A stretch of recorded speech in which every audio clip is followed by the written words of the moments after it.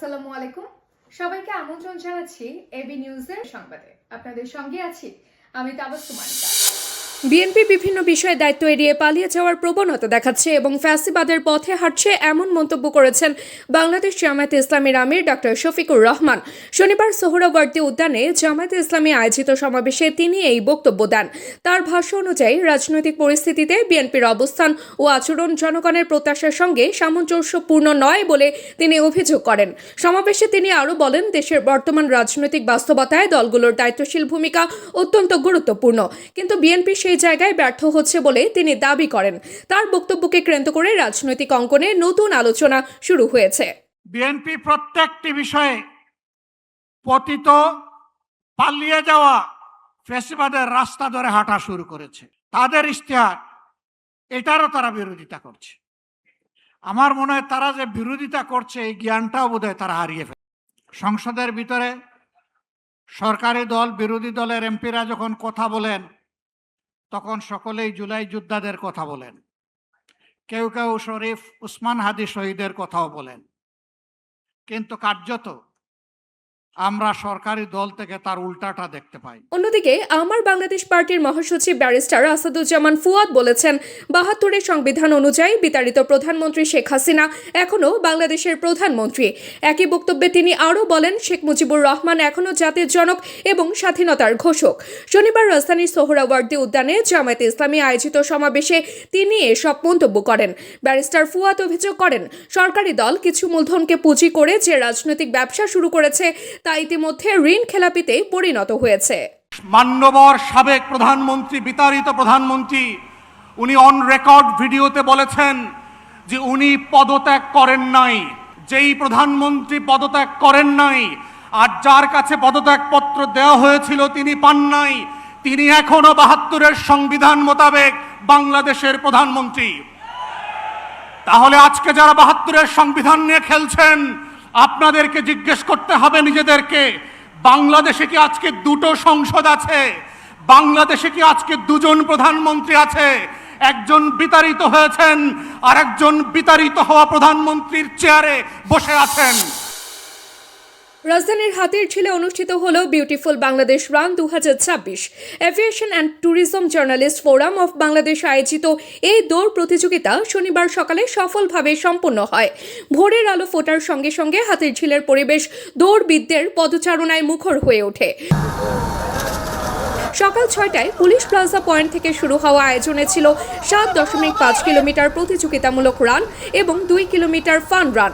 দেশের বিভিন্ন পেশার মানুষ, বিশেষ করে অ্যাভিয়েশন ও ট্যুরিজম খাতের সঙ্গে যুক্ত ব্যক্তিরা এতে অংশ নেন। প্রায় ১,০০০-এর বেশি রানারের উপস্থিতিতে পুরো আয়োজনটি উৎসব মুখর হয়ে ওঠে। অন্যদিকে গ্যাসের দাম না বাড়ায় গ্যাস চালিত কোনো যানবাহনের ভাড়া বাড়ানোর সুযোগ নেই বলে জানিয়েছেন সড়ক, রেল ও নৌ পরিবহন মন্ত্রী শেখ রবিউল আলম। তিনি বলেন, গ্যাস চালিত যানবাহনে যদি কেউ বেশি ভাড়া নেয় বা কোনো ধরনের অনিয়ম করে তবে তা তদন্ত করে প্রয়োজনীয় ব্যবস্থা নেওয়া হবে। শনিবার সকালে রাজধানীর মোহাম্মদপুরে বাংলাদেশ অভ্যন্তরীণ নৌ পরিবহন কর্তৃপক্ষের বার্ষিক ক্রীড়া প্রতিযোগিতার উদ্বোধনী অনুষ্ঠানে তিনি এসব কথা বলেন। তাতে তেলের দাম কমলে ভাড়া কমবে, ওই আনুপাতিক হারে। তেলের দাম বাড়লে আনুপাতিক হারে বাড়বে। গ্যাস চালিত যানবাহনের ভাড়া বাড়বে না। আপনারা গিয়ে তদন্ত করেন, যদি বিচ্যুতি ঘটে আমাকে জানান, উইল টেক নেসেসারি অ্যাকশন। যে আন্তর্জাতিক বাজারে যা বেড়েছে তার চেয়ে কম্পারেটিভলি আমরা সামান্য বাড়িয়ে একটু সমন্বয় করার চেষ্টা করেছে। আমার ধারণা আপনারা এবং জনগণ সেটা ইতিবাচকভাবে নিয়েছে। মনে রাখা দরকার, আমরা জনগণের প্রতিনিধিত্ব করি, জনগণের স্বার্থ রক্ষা করি, কিন্তু পাশাপাশি প্রতিষ্ঠানগুলি এবং রাষ্ট্রকে ফাংশন করানোর প্রয়োজন রয়েছে। ইরানে জব্দ করা একটি জাহাজে ডায়ালিসিস সাপ্লাই ও চিকিৎসা সরঞ্জাম ছিল বলে জানিয়েছে জাতিসংঘে নিযুক্ত দেশটির মিশন। শুক্রবার এক্সে দেওয়া এক পোস্টে তারা জানায়, জাহাজটি মানবিক পণ্য বহন করছিল এবং সেটি জব্দ করা আন্তর্জাতিক আইনের গুরুতর লঙ্ঘন।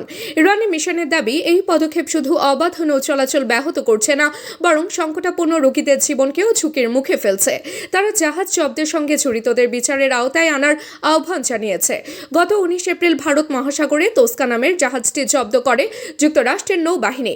মার্কিন পক্ষের দাবি ছিল জাহাজটিতে ইরানের অবৈধ পণ্য বহন করা হচ্ছিল। সেই অভিযোগের ভিত্তিতেই সমুদ্রের মাঝে জাহাজটি আটক করা হয় এবং পরে এর নিয়ন্ত্রণ নেয় মার্কিন নৌসেনারা। বর্তমানে জাহাজটি ও এর ক্রুরা যুক্তরাষ্ট্রের হেফাজতে রয়েছে। ইরান বলছে জাহাজটি চিকিৎসা সরঞ্জাম বহন করছিল এবং সেটি আটক করার কোনো বৈধতা নেই। তাদের ভাষ্য অনুযায়ী এই ধরনের পদক্ষেপ মানবিক পরিস্থিতিকে আরও জটিল করে তুলছে এবং আন্তর্জাতিক নৌ আইনকে প্রশ্নবিদ্ধ করছে। পাকিস্তানের রাজধানী ইসলামাবাদে পৌঁছেছেন ইরানের পররাষ্ট্রমন্ত্রী সৈয়দ আব্বাস আরাকচি। শুক্রবার একটি ছোট প্রতিনিধি দল নিয়ে তিনি ইসলামাবাদে অবতরণ করেন। বিমানবন্দরে তাকে স্বাগত জানান পাকিস্তানের সেনা ও প্রতিরক্ষা বাহিনীর প্রধান ফিল্ড মার্শাল আসিম মুনির, পররাষ্ট্রমন্ত্রী ও উপপ্রধানমন্ত্রী ইসহাক দার এবং স্বরাষ্ট্রমন্ত্রী মহসিন নাকভি। পাকিস্তানের পররাষ্ট্র মন্ত্রণালয় এক বিবৃতিতে জানায়, আরাকচির আগমনকে কেন্দ্র করে ইসলামাবাদের নিরাপত্তা ব্যবস্থা নিশ্চিত করা হয়েছে। ইসলামাবাদে পৌঁছে আরাকচি সরাসরি সেরেনা হোটেলে যান, যেখানে তিনি পাকিস্তানের পররাষ্ট্রমন্ত্রী ও উপপ্রধানমন্ত্রী ইসহাক দারের সঙ্গে বৈঠক করেন। এই হোটেলেই গত 11 এপ্রিল যুক্তরাষ্ট্র ইরানের প্রতিনিধিদের প্রথম দফা সংলাপ অনুষ্ঠিত হয়েছিল। সেই বৈঠকে যুক্তরাষ্ট্রের প্রতিনিধি দলের নেতৃত্বে ছিলেন ভাইস প্রেসিডেন্ট জেডি ভ্যান্স এবং ইরানের পক্ষে ছিলেন পার্লামেন্টের স্পিকার মোহাম্মদ বাঘের গালিবাফ। প্রায় 21 ঘন্টার আলোচনা সত্ত্বেও কোনো সমঝোতা চুক্তি হয়নি। এবারের সফরে ইরানের প্রতিনিধি দলে গালিবাফ নেই। পশ্চিমা সংবাদ মাধ্যমগুলো জানিয়েছে সম্ভাব্য দ্বিতীয় দফা সংলাপের জন্য যুক্তরাষ্ট্র প্রস্তুতি নিচ্ছে, তবে তাদের প্রতিনিধি দলে ভ্যান্স থাকছেন না, অর্থাৎ নতুন আলোচনায় আগের দুই প্রধান আলোচকই অনুপস্থিত থাকবেন। গতকাল বেঙ্গালুরুর বিপক্ষে দুর্দান্ত সেঞ্চুরি করেছিলেন সাই সুদর্শন, কিন্তু সেই ইনিংসকেও ছাপিয়ে গেছে বিরাট কোহলির ঝলমলে ব্যাটিং। 44 বলে 81 রানের দাপুটে ইনিংস খেলে দলকে জয়ের পথে নিয়ে যান তিনি।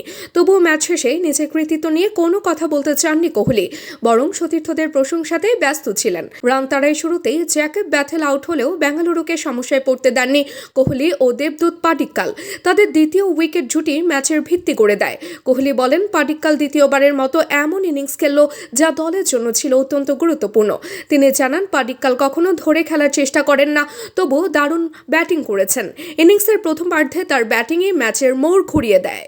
অন্যদিকে ক্লাব ফুটবলে 2025-26 মৌসুমের শেষ ভাগে যখন শিরোপা লড়াই চূড়ান্ত পর্যায়ে, ঠিক তখনই দুশ্চিন্তায় ফেলেছেন কিলিয়ান এমবাপ্পে।